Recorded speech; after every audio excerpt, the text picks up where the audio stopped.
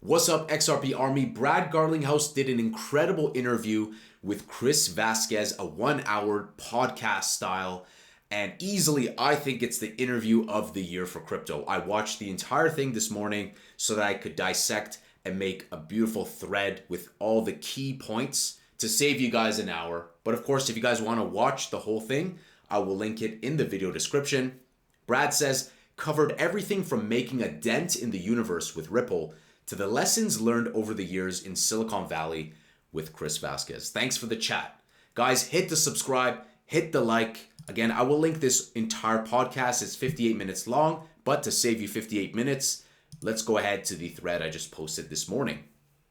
Ripple CEO says, I had the opportunity personally to settle where I could have just been out of it. Chris Larsen would be out of it. The SEC is trying to manipulate the narrative. So he was posed with the opportunity to just be like, take this, get out of it. You'll be okay. Chris will be okay. And we'll take Ripple down. But he decided to stay based, Chad, and fight for not just Ripple, but for all of crypto. He could have just been like, all right, you know what? I'll put Ripple under the bus. But he didn't. That's the key point. He did not. He stayed. He did not back out. He says the SEC has been a bully. They go after weak players. They're not a rationalistic capital actor.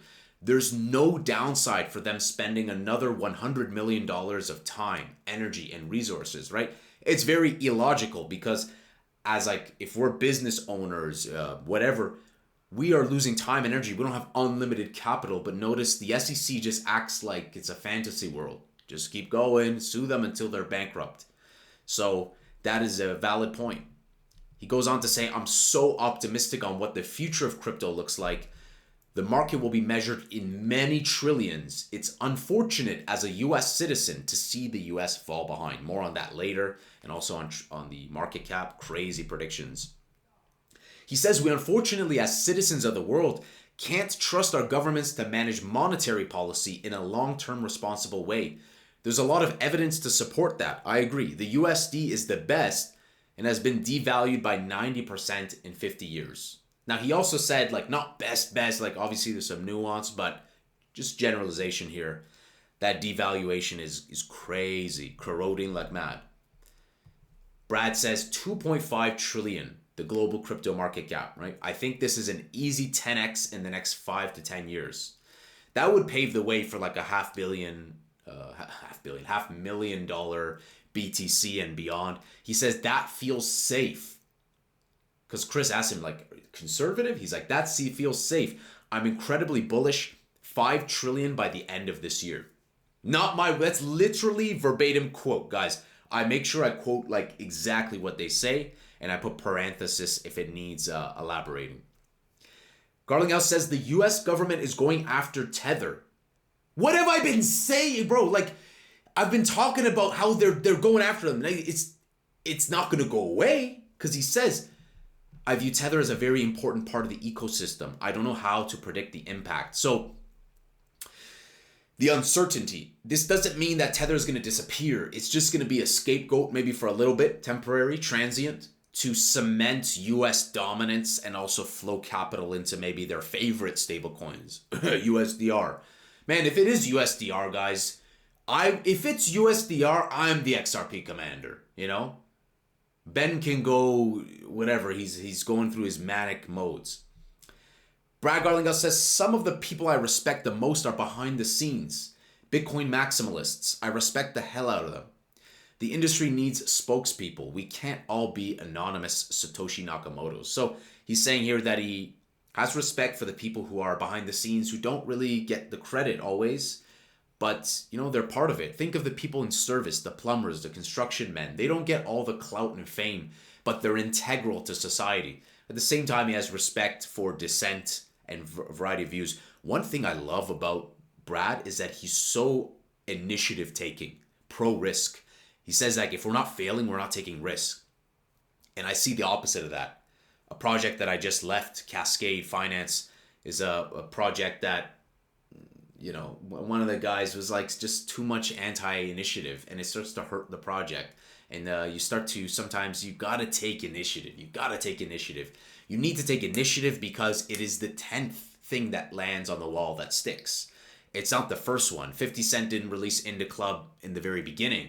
It could be the 10th track. It could be the 20th track. So guys, like, this had some nice philosophical kind of Marcus Aurelius vibes to it also here and there. Just take risks, guys. Don't be afraid of taking risk, whatever it may be, small or big. He says, I don't know who Satoshi Nakamoto is, just to be clear. Now, interesting that he brought this up. Of course, recently we had a video about David Schwartz being like asked the question, are you Satoshi Nakamoto? And David Schwartz said, I have the skill. It's not impossible. But at the same time saying it's not true. It is what it is. I don't know. Maybe we'll never know. He continues to say, I used to do triathlons. That was my meditation at the time. So they were discussing meditation. Great to see that Garlinghouse comes from a strong cardio. I do think that cardio is important. I'm always doing my runs. I'm looking forward to snagging maybe some Rebel V4s or maybe Pegasus 41 might be too heavy. I like the super shoes. I like the light super shoes. And I haven't done triathlons, but I'm a big fan of calisthenics and running and Wim Hof method, all that stuff. It keeps us chiseled and strong. We have to be strong. We can't be, can't pull no Austin Powers KFC action. This was an interesting thing. Garlinghouse says A+ talent is attracted to A+ places. You want to work with very smart people. Don't confuse activity with progress. I'm looking at who's in meetings all day. I'm looking at who's afraid to take initiatives. He says, I'd rather somebody do a few things and move the ball forward a lot. I'm looking at you, Expector, where you're trying to do 5 trillion different things. Just stay with one. Stay with one. It's happening to Tim Hortons too. In UX, we call this Futuritis, where Tim Hortons is now trying to sell pizza. And at one point it was Beyond Burgers and this. Bro, like chill. Coffee and donuts. Coffee, donuts, pastries. The paradox of specificity. Riches are in the niches. And that's why this is a very bright mind. It's an honor to have Garlinghouse. It sounds like I'm just fanboying, I guess, a bit. But the leadership there is clearly like well chiseled, well refined. And the compliance, the brand, the intimacy of the brand, the SEO, the pronunciation of XRP, the brand of XRP, the robustness of XRP, the regulation compliance first, cross-border payments type vibes, bank, enterprise, XRP, business, blockchain. Guys, I'm stoked. I think XRP is going to do one stellar job. Garlinghouse says, what says more about your culture is who you hire, being smart and quick about who you fire. Yes, and sometimes ego and pride gets in the way of bad hiring decisions. So sometimes people just think like, oh, this guy's bad, he's the reason why he's this, or this guy's good, or maybe they hire a bad, for instance, I'm just going to be candid, right? I'm just going to be candid. The project I just used to work with a little bit, consultation, helping them with marketing. One of the co-founders had one of the most piss poor LinkedIn that I ever saw, but I didn't check it to really vet it. I was like, oh, let me just make a quick bag and join them, help them. But I should have taken a look and asked them, like, what have you done? Like, what have you built? What have you not built? And learn that sometimes people hire the wrong people, and because of ego, they're afraid to fire them. But they should be fast. Hire slow, fire fast. Not hire fast, hire slow. That would be the best way to generalize that statement.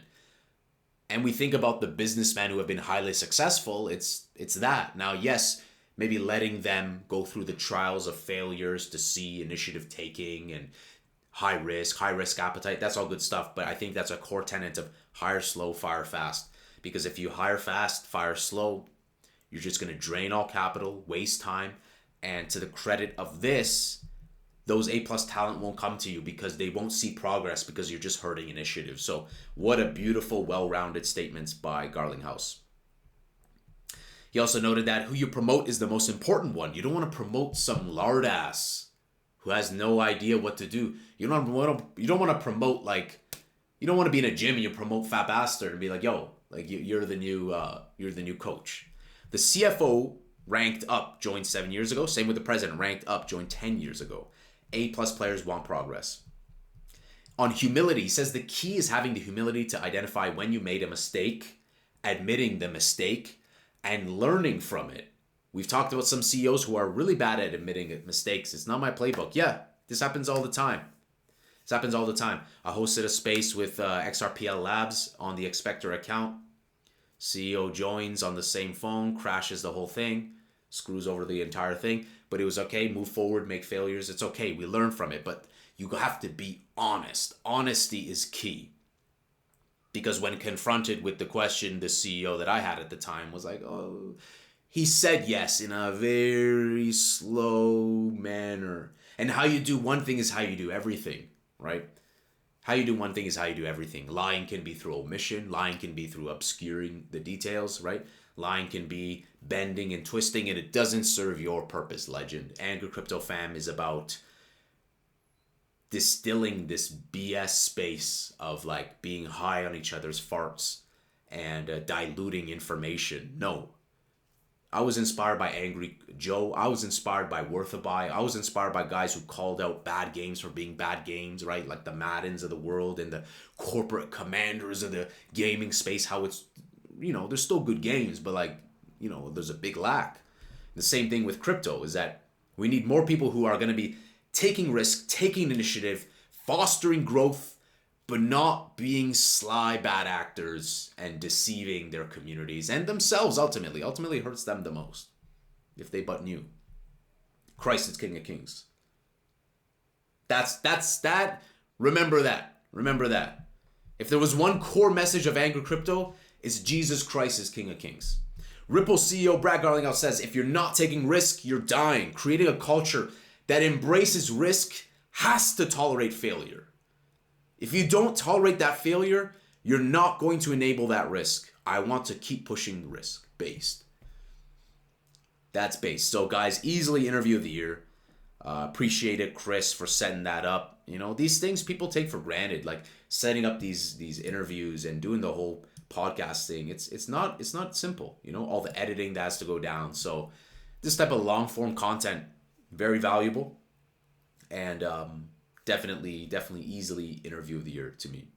Let's continue on with some minor updates. So Netherlands, guys, Apex. This is in June 11th to 13th. Looks like it's very low cost too. So if you guys are in the area, consider going to this if you're a fan of XRP and you want to check it out, because already these are some big names. Garlinghouse, Schwartz, Wietswind. I'm not sure about the other ones here, but these immediately I recognize. And the reason why it's key to me is that David Schwartz will reveal, I believe, that he's alluded to more details on the stablecoin. I think it's going to be called USDR, and we need to stop doing ETHgate trash. I keep seeing people going around, instead of providing quality, they just go around just yelling at each other, ETH, my XRP bags are low. But they wouldn't be doing that if XRP was down. So the issue's fundamentally with them. They have a problem. So XRP Army, we're better than that. XRP Army, let's be Chads and Titans. Let's bring people together to Zeleja in a positive, strong way, in a Goggins way, in the Joe Rogan way, the Wim Hof way, the Titan way. Not like a loser rolling out of bed, face unwashed, teeth not washed, and he just moans and groans in the mic about his bad buying decisions at the top and that he can't tolerate downwards risk. Fuck out of here. SBI VC Trade is now running an XRPL validator. We covered this yesterday. In the words of U.Today, financial Japanese giant, with this partnership dating back many years ago. So great to see this. Again, just a quick update because this was a fresh tweet today. Recently, after I made my video by Schwartz. And that's it, guys. Very, very calm day, but very bullish day for many cryptos, especially XRP. Let's finish off with this that I'm giving away. If you don't know, 2 free tickets to Futurist. I will be at Futurist. You'll see Angry Crypto. I'll be at, I don't know if I'll be wearing the angry emoji. Maybe I will. Let me know if I should wear the angry emoji. How to win this and what is it? So Futurist is Canada's biggest crypto event in Toronto, August 13th to 14th. I'll be there. Futurist didn't pay me, full disclosure. They just offered me some tickets and they said make a tweet about us, talk about us, and give away 2 tickets to your community. So Angry Crypto Fam, you guys have until May 20th to enter this contest. So simple. I will draw 2 random winners on May 20th. They will be announced. So still got a little over a week to enter this. If you're considering going, then enter this. Why not? Don't pay. take advantage of some free. Free is good. If you can go to, if there's a takeaway from crypto events, is go if it's free. You know what I'm saying? No $10,000 condensed event in Austin, Texas for their Piranha Pass. BS. Yes, it was 10,000 US dollars. Yes, people paid thinking they would meet CZ. Yes, he didn't go. Unfortunately, there's a lot of grifting in the space. I guess one of the biggest gainers are crypto events, coffee manufacturers, and lawyers. So guys, life is great. Be your best version that you can be. Take risk. This was a very refreshing interview with Garlinghouse. A fabulous, fabulous one. If you have the time, check it out. Subscribe to World Class. I like this long form content. It's kind of like a Joe Rogan style for crypto. And I think it kind of humanizes and shows a different side versus all the Twitter weirdos who are a minority. Let me reiterate, they're a minority. But it's just nice to see that different style of content. I hope you guys have a fantastic day. Hit that subscribe, hit that like. Let's see if we can get 4K subscribers by the end of May. That would be fantastic. Love you, Angry Crypto fam. I'll see you in the next Angry Crypto show.